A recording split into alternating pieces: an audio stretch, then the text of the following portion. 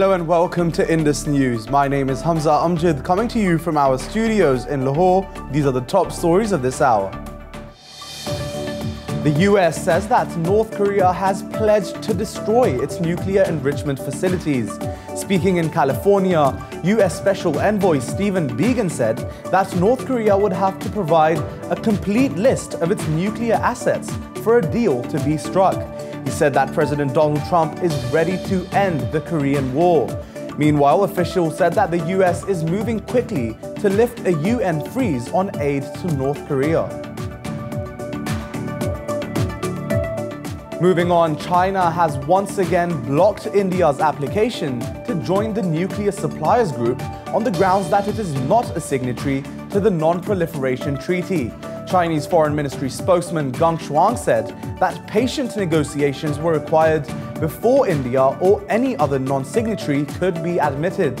He was speaking after a two-day meeting of the 5 permanent members of the United Nations Security Council in Beijing.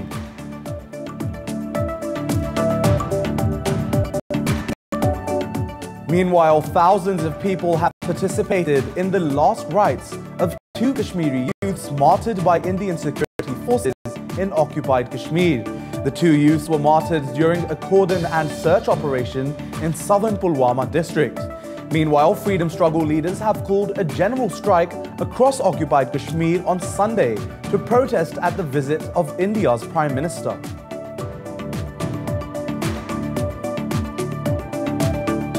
Next up, the US says that significant progress has been made in peace talks with Taliban on counter-terrorism and the withdrawal of foreign troops from Afghanistan.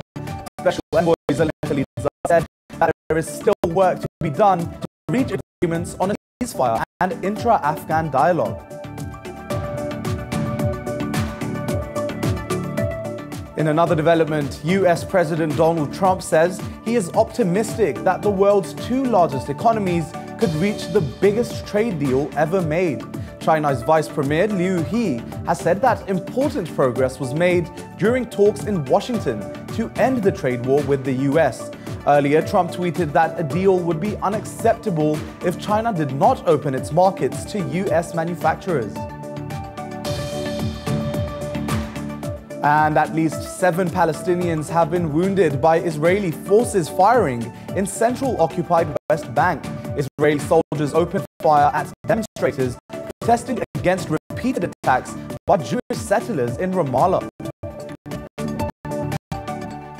That was all for the moment. Don't go anywhere though. Scope is up next on Indus News.